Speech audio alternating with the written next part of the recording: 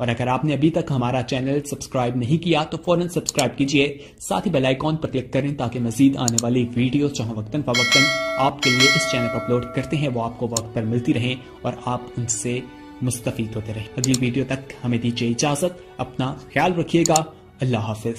देखो, let us start the new chapter that is column. Column क्या होता है? Basically a column may be defined as a structural member, एक structural member है in which the load is transferred from the beam. ये जो पहले क्या होता है, देखो स्लेब के नीचे क्या है? बीम, बीम के नीचे क्या है? कॉलम। कॉलम पे किसका लोड आएगा? स्लेब और बीम का, यानी बीम से ट्रांसफर होता है लोड किस पे? कॉलम पे। And acts parallel to the longitudinal axis of the column. ये क्या है? देखो बेसिकली यहां पे मैं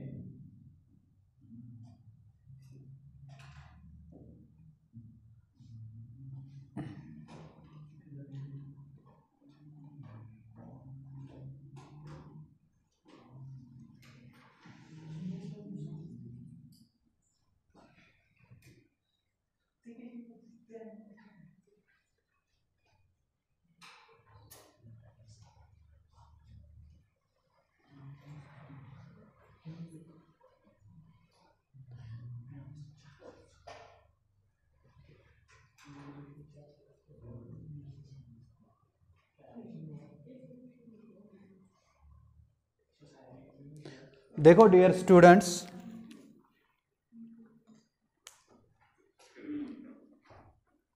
था करे बंद है, करो इसको बंद, था बंद करें,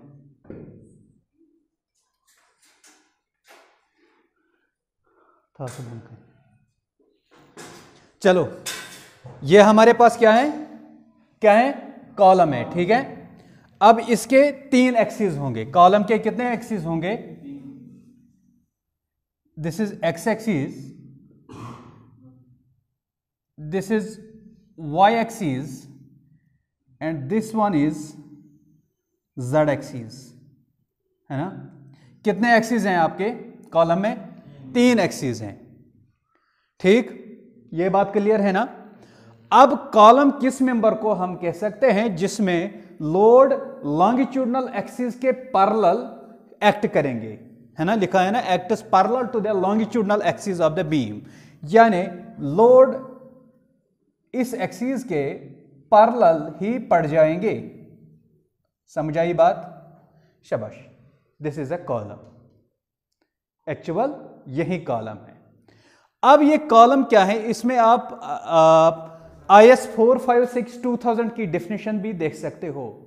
IS 456-2000 जो है एक्चुअली क्या कहता है? Column is defined as a vertical compression member. इसमें बेंडिंग नहीं आएगी आपको, इसमें ना टेंशन नहीं आएगा आपको, इसमें क्या आएगा? ओनली कंप्रेशन आएगा इसमें, ठीक? Which is mainly subject to the axial loads, जिसमें मेनली वो लोड्स पाए गए हैं जो एक्सियल लोड्स हैं। अब वो एक्सियल लोड्स क्या हैं? एक्सियल लोड्स वो होते हैं जो डायरेक्टली कहां पे पड़ जाएंगे? At it is CG, at it is CG। यानी क्या मैं इसको यहां पे ऐसे दिखा सकता हूं?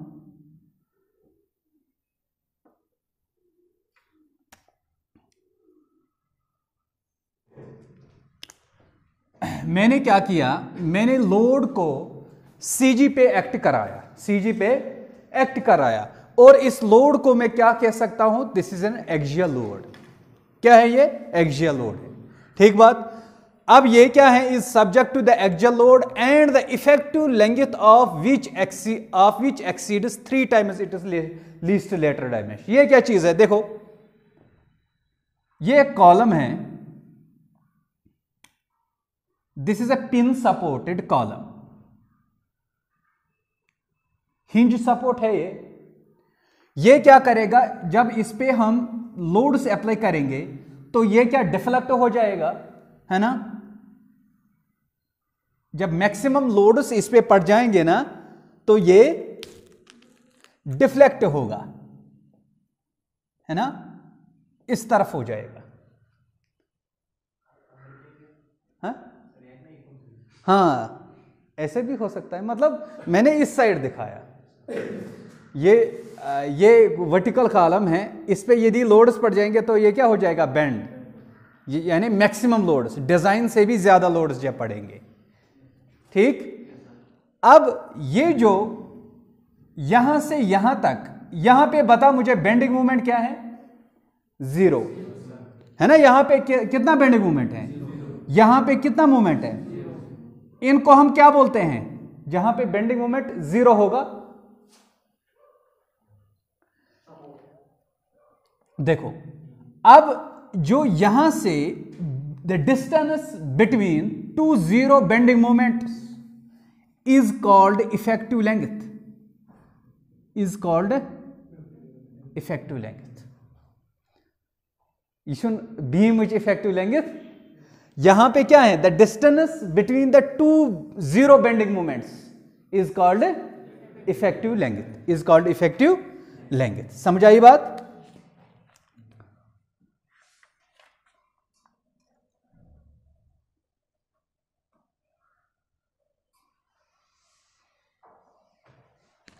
ठीक, शाबाश। अब ये जो इफेक्टिव लेंथ है, इसने क्या बताया, is subject to the axial load and the effective length of which exceeds, इसको हम डिनोट करते हैं स्मॉल एल से। किससे, इस इफेक्टिव लेंथ को हम डिनोट किससे करते हैं, यदि ये स्मॉल एल, ये इफेक्टिव लेंथ एक्सीड हो जाएगी, ग्रेटर हो जाएगी 3 times it's least lateral dimension, तब हम इसको कॉलम कह सकते हैं। देखो क्या है, late us say this dimension, ये जो डायमेंशन है ये बी है एक साइड, इसका क्रॉस सेक्शन, एंड ये वाली जो डायमेंशन है ये डी है। यानी कॉलम के दो डायमेंशन होते हैं ना, छनासा कॉलम्स डायमेंशन, इनको हम डायमेंशंस ऑफ कॉलम कह सकते हैं। इन दोनों में से जो मिनिमम होगा that is least lateral dimension. ठीक, ये जो बी एंड डी है ये क्या है, लेटरल डायमेंशंस हैं। इन दोनों में से जो मिनिमम होगा उसी को हम क्या बोलते हैं, लीस्ट लेटरल डायमेंशन। यदि आपकी इफेक्टिव लेंथ ग्रेटर होगी 3 times it is least lateral dimension, then it is called column, compression member. समझ आई बात। इसके बाद हमारे पास और एक चीज है,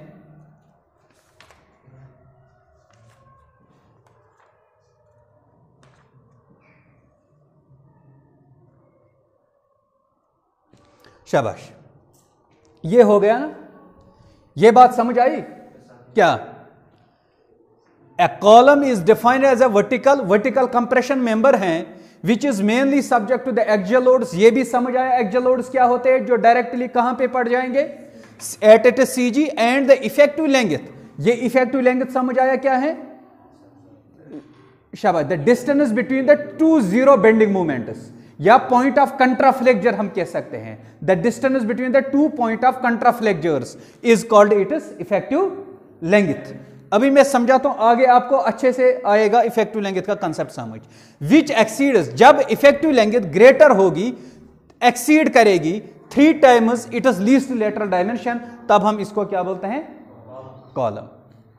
अब पेडेस्टल की बात है। पेडेस्टल हम किसको कहेंगे, जब पेडेस्टल हम किसको कहेंगे, when effective length is less than 3 times it is least lateral dimension, है ना। When effective length is less than 3 times it is, शाबाश, लीस्ट लेटरल डायमेंशन, तब हम इसको पेडेस्टल कहते हैं। ठीक, यहां पे मैं स्क्रीन पे पेडेस्टल दिखाऊंगा, आप वो देखना। ठीक है, ये तहाव पर सुबह से बात। देखो अब सिट्रेट हम किसको बोलेंगे, सिट्रेट हम किसको बोलेंगे, this is an inclined member. ये भी कंप्रेशन मेंबर होता है लेकिन इंक्लाइंड मेंबर होता है। ये कहां पे यूज होता है? ट्रस में, रूफ ट्रस में जो मेंबर्स हैं ना वो इंक्लाइंड होते हैं, वहां पे उनको क्या बोला जाता है? स्ट्रट्स। समझाई बात? शाबाश। ये हॉरिजॉन्टल भी हो सकता है और इंक्लाइंड भी। वर्टिकल मेंबर स्ट्रट्स नहीं होंगे। समझाई बात? शाबाश। रूफ ट्रस में ना, अगर आप रूफ ट्रस देखोगे है ना, ऐसे बनता है, तो ये जो इंक्लाइंड मेंबर है ये वाला, इसी को हम क्या बोलते हैं? स्ट्रट। रूफ ट्रस में दो किस्म के मेंबर्स पाए जाते हैं, one is tension member and another is compression member. ठीक, जो कंप्रेशन मेंबर है वो स्ट्रट होगा। ठीक, समझाई? वो क्या होगा? स्ट्रट होगा। समझाई बात? चलो, अगर ये फिक्स्ड होगा कॉलम लाइक दिस, ठीक है, येल से यथ पे लोड त्रावक, येल से यथ पे लोड अप्लाई कर, यह त्राया यतनस यथ यल, सपोर्टस निश त्राने यथ यल, मगर येल यह ब्रोट ब्रोट पक पत गछि यल कित पे। समझ आया का? वुचो येल से लोड छुक त्रावान, ठीक है, समझ आवा? गो यह त्राने यथ सहल सहल यल, यह सपोर्ट यतनस, यतना सपोर्ट आस ना, यतना सी फिक्स्ड आस, स्ट्रेंथ आस यतना ज्यादा, दैट मीन्स कि इफेक्टिव लेंथ कत पे कोतान छ वन? क्या यह इफेक्टिव लेंथ? ना इफेक्टिव लेंथ। अब इस लेंथ को हम कैपिटल एल से दिखाते हैं, that is known as, clear स्पानो ना, अनसपोर्टेड लेंथ। क्या बोलते हैं इसको? Unsupported length, unsupported length. यहां पे लिखना है इसको, एल इज अनसपोर्टेड लेंथ या लेंथ ऑफ कॉलम, इसको हम लेंथ ऑफ कॉलम भी बोलते हैं। Small L is effective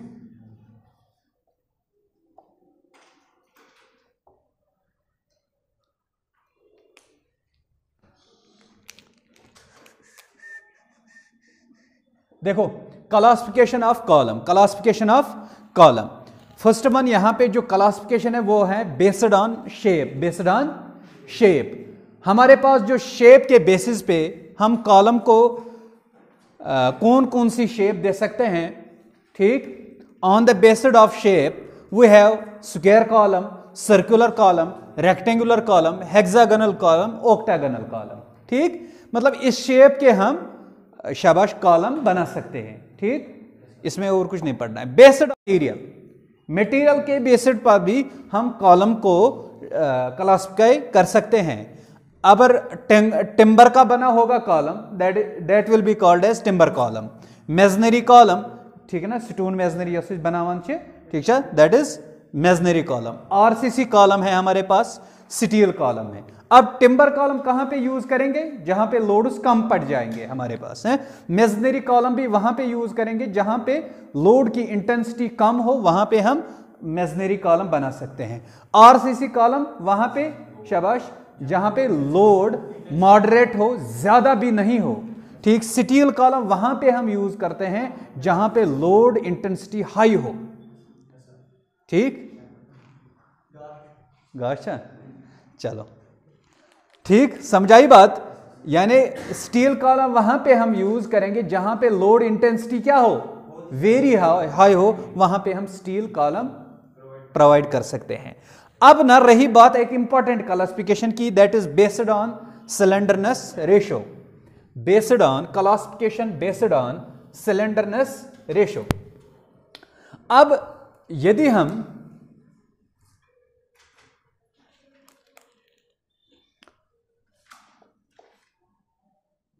slenderness ratio की बात करेंगे तो हमारे पास दो कॉलम्स यहां क्लासिफाई होते हैं। Number one is short column, यहां से समझना आप बात, होस आसा, and one another one is long column. अब शॉर्ट कॉलम को कैसे देखेंगे, देखो, व्हेन द सिलेंडरनेस रेशो, यानी इसको हम लैम्डा से डिनोट करते हैं। सिलेंडरनेस रेशो किसका रेशो होता है? This is the ratio between effective length to the least lateral dimension. ठीक है, the ratio between effective length and least lateral dimension, चाहे बी होगा या डी होगा। अभी मैंने बताया ना, शाबाश। कॉलम के कितने डायमेंशंस होते हैं? लेटरल डायमेंशंस 2 होते हैं, ठीक। Let us say this is B and this is D. अब इनमें से, इन दोनों में से कोई अगर कम होगा, ठीक, वो यहां पे रखेंगे। अगर बराबर होंगे तब दोनों में से एक को रखेंगे। समझ आई बात? इस रेशो को हम क्या बोलते हैं? Slenderness ratio. यदि ये सिलेंडरनेस रेशो लेस और इक्वल टू 12 होगा, लेस और इक्वल टू, तब हम इस कॉलम को क्या कहेंगे? Short column. अगर यही सिलेंडरनेस रेशो ग्रेटर देन 12 होगा, तब हम इसको लॉन्ग कॉलम कह सकते हैं। समझ आई बात? शाबाश, ये समझ आया सिलेंडरनेस रेशो क्या है। Based on slenderness ratio we have 2 columns, one is short column and another is long column. Short column कब कहेंगे? When the slenderness ratio is less और इक्वल टू 12। लॉन्ग कॉलम कब कहेंगे? When the slenderness ratio is greater than 12। अब हमारे पास ना और एक क्लासिफिकेशन है, that is based on loading, based on classification, based on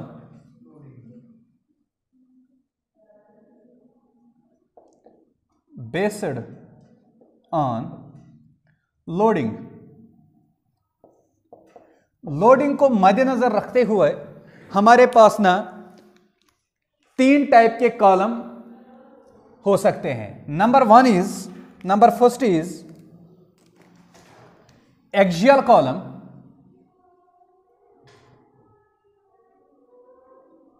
यानी यहां पे लिखूंगा मैं इसको। एक्सियल कॉलम क्या होता है? वो कॉलम, शाबाश, जब लोड आपके इसके सीजी पे पड़ जाएंगे तब हम इस कॉलम को क्या बोलते हैं? एक्सियल कॉलम, यानी लोड एट इट्स सीजी। ठीक, समझाई बात? तो कैसे दिखा सकता हूं इस कॉलम को? देखो,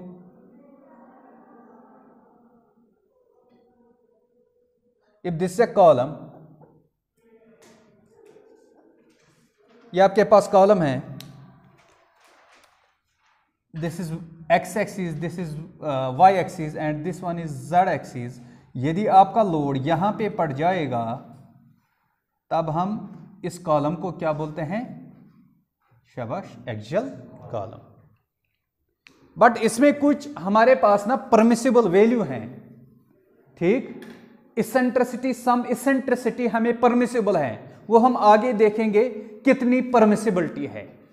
यानी कोड ने कुछ वैल्यू दिया है कि अगर आपका लोड थोड़ा इस साइड भी जाएगा तब हम इसको भी कंसिडर करेंगे as axial load, axial column, but within the permissible limits. वो क्या है? वो हम कोडल प्रोविजंस में पढ़ेंगे।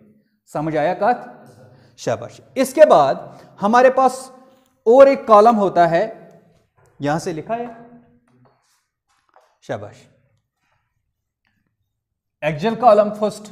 इसके बाद हमारे पास यूनी एक्सियल कॉलम होता है। कौन सा कॉलम होता है? Uniaxial column. Uniaxial column क्या होता है? यानी जब लोड अपार्ट फ्रॉम सीजी पड़ेगा एक ही डायरेक्शन में, यानी कैसे? देखो,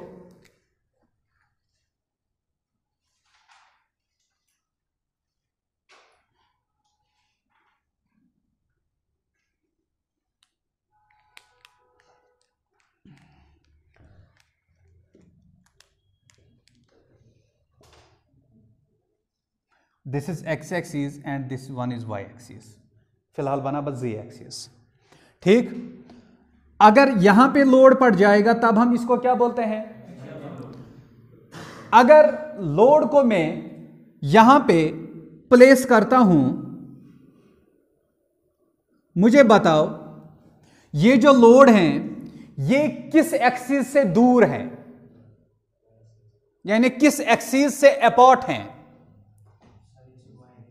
यानी इस y एक्सिस को हम यहां पे इस डिस्टेंस को EY बोल सकते हैं, यानी eccentricity, eccentricity is the distance, ठीक है, अपार्ट फ्रॉम CG, ठीक है, यानी इस डिस्टेंस को हम क्या से कह सकते हैं EY। क्या ये EX यहां पे आपको मिलेगा? क्या आपको EX यहां पे मिलेगा? नहीं, वो उसी एक्सिस पे पड़ रहा है, वो लोड इसी एक्सिस के ऊपर पड़ रहा है, इसलिए एक ही डायरेक्शन में आपको इसेंट्रिसिटी मिल रही है। That is why this column is called uniaxial column. समझ यहां का फिदा ऐसा क्लासिफिकेशन है आपके पास, that is biaxial column, that is biaxial column.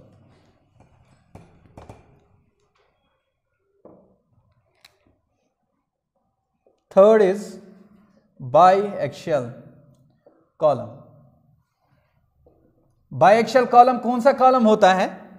शाबाश, जब लोड दोनों एक्सिस से दूर पड़ेगा, यानी apart from CG from both the axis.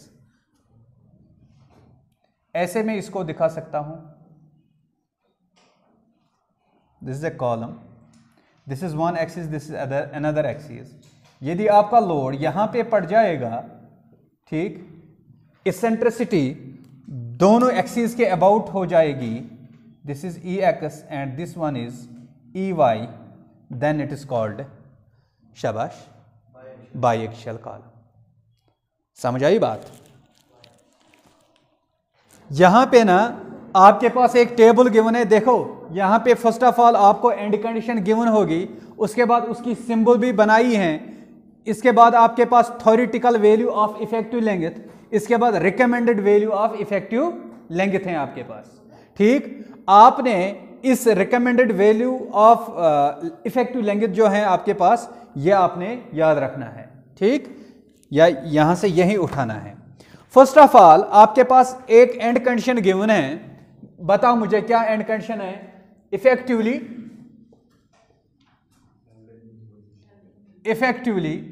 held in position and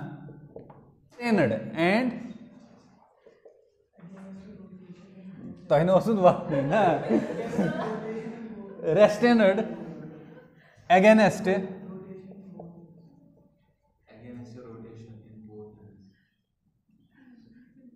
rotation at both, या at both ends, या in both, in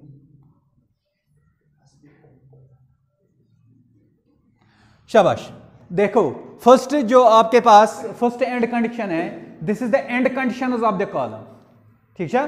ये क्या है? And condition of column given है आपके पास, यानी एक कॉलम है, एंड कंडीशन होते हैं ना, फिक्स्ड होगा या हिंज्ड होगा, वो आपको देखना है यहां पे। इफेक्टिवली हेल्ड इन पोजीशन, यानी पोजीशन पे बराबर खड़ा है, and restrained against rotation at both ends, यानी दोनों एंड से इसको रिस्ट्रेन किया गया है, रोका गया है, ठीक। इस कॉलम को बोथ एंड से रोका गया है। पोजीशन से भी, ये पोजीशन पे क्या है? वर्टिकल है, यानी effectively held in position, position पे जैसे ये पहले कास्ट किया गया है उसके बाद ये एज इट इज रहेगा। हाँ, और क्या है? And restrained against rotation at both ends, यानी रोटेट भी ये कॉलम नहीं होगा। दिस मीन्स, इसका मतलब है कि ये इस एंड से भी फिक्स्ड होगा और इस एंड से भी फिक्स्ड होगा। समझाई बात? इसका मतलब है, देखो यहां से ये रोटेट नहीं होगा ना, ये मात्रायस, शाबाश, न ये वर्टिकल पोजीशन अपनी घुमाएगा, ठीक, न करी वर्टिकल पोजीशन पाने चेंज, न गसी रोटेट आइटनस। एंड कंडीशन मतलब क्या गो? बोथ एंड्स आर फिक्स्ड, या आपको मिलेगा यहां से when both the ends are fixed. When both the ends of a column are fixed. कभी कभार ऐसे भी एग्जामिनर डालेगा, एंड कंडीशन क्या गिवन है, both the ends are fixed column. बता इफेक्टिव लेंथ क्या है, आपको क्या लेना है, दिस। अब देखो यहां पे ना, अब इफेक्टिव लेंथ क्या आएगी, ये त्राय नहीं यथ यल कहीं, मा त्रायस योर ते त्रायस नहीं यतनस यल, अम पत क्या गस, मगर यह गस इथ कन बैठ, यह गस इथ कन बकल। ठीक है, समझ आया कत। अब यहां से ये जो लेंथ हैं इसी को हम क्या बोलते हैं, इफेक्टिव लेंथ। अब रिकमेंडेड कोड ने कितनी की इसकी length, that is 0.65 into L. L क्या है, क्लियर डिस्टेंस, या हम इसको क्या अनसपोर्टेड लेंथ बोलते हैं। समझ आई बात, ठीक है। यानी 65% केमुक एलच लेंथ इफेक्टिव लेंथ इन शाबाश the fixed column when both ends are fixed. अब मुझे सेकंड कंडीशन बताओ। हाँ, effectively held in position at both ends and restrained against rotation at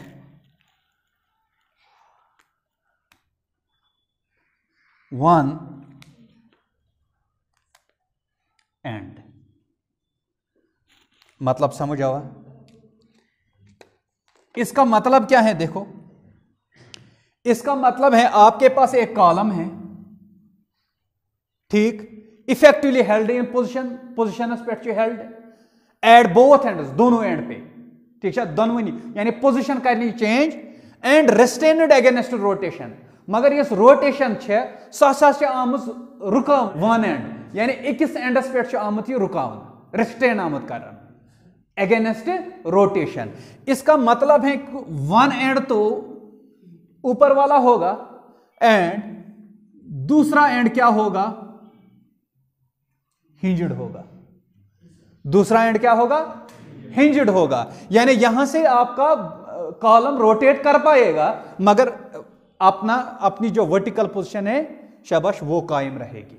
यानी इफेक्टिवली हेल्ड इन पोजीशन पे रोज मगर रोटेशन ही rotation आएगी, इस एंड पे रोटेशन ना आएगी शाबाश, और क्या होगा, हेल्ड इन पोजीशन भी रहेगा। इसका मतलब है, देखो समझने की बात है। यहां से देखो यह त्राय यल योतान कहें, अम पे क्या डिस्टेंस वात यल कोतान बराबर ग योतान, ठीक है, यतन तो त्राय यल, ठीक है। वो अगर यह फिक्सड आसे तेल वाले यह बोन पाने कि पे यत ठीक है, मगर फिक्सड एंडस यह कि यह दिवान अत बकल गसने कहें अतनस पन्नस यूत अमिस ताकत आ, मगर लिमिट वात सह ये पे बकल स्टार्ट गस, ठीक है। तो यह कर यथ रेजिस्ट बकल कहें, यह वात एंड पॉइंटस पे, यतनस क्या वात एंड बोन कन, ठीक है। This will be the effective length of this column L. इसके लिए रिकमेंडेड वैल्यू कितना है, 0.80 इंटू एल। समझ आई बात, यानी 60%, यथ कत 65%। समझ आवा, शाबाश।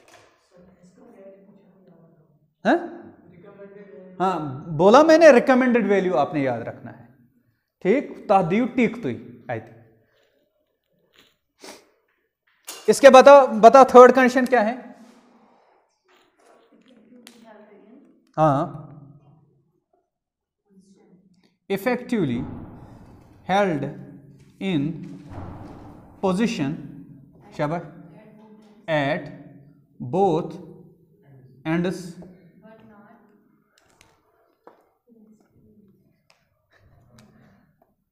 but not restrained against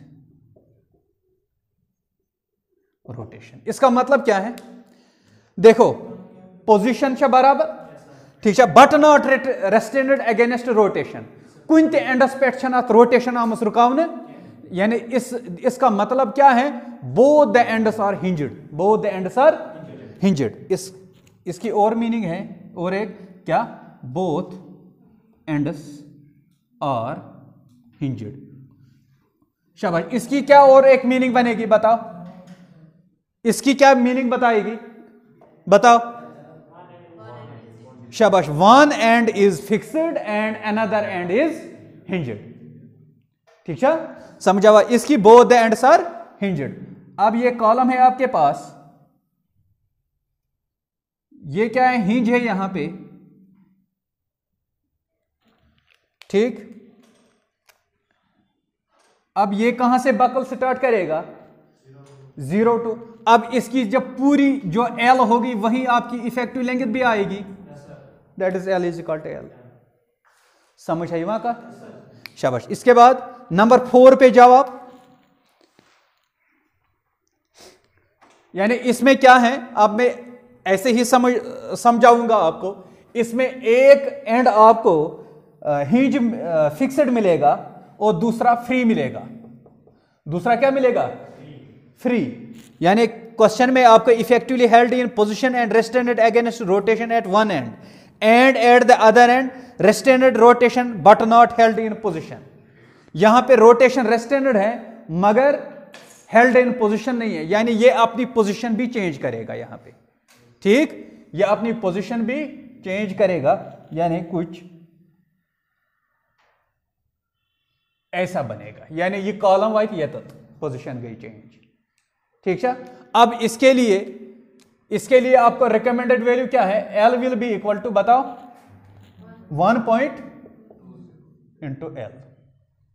समझ आई बात, शाबाश। ये जो डिफरेंट एंड कंडीशंस हैं आपके कोड में गिवन है, आपको क्वेश्चन में मिलेगी, वहां पे जो एंड कंडीशन है वो क्या है, ये है, आपने वहां से ढूंढना है और इसकी इफेक्टिव लेंथ कैलकुलेट कर सकते, उसके बाद सिलेंडरनेस रेशियो निकाल सकते हो, है ना। सिलेंडरनेस रेशियो में जरूरत है, ये इफेक्टिव लेंथ वहां पे काम आती है, तो आप यहां इफेक्टिव लेंथ उठा सकते हो और उसके बाद सिलेंडरनेस रेशियो निकाल सकते हो।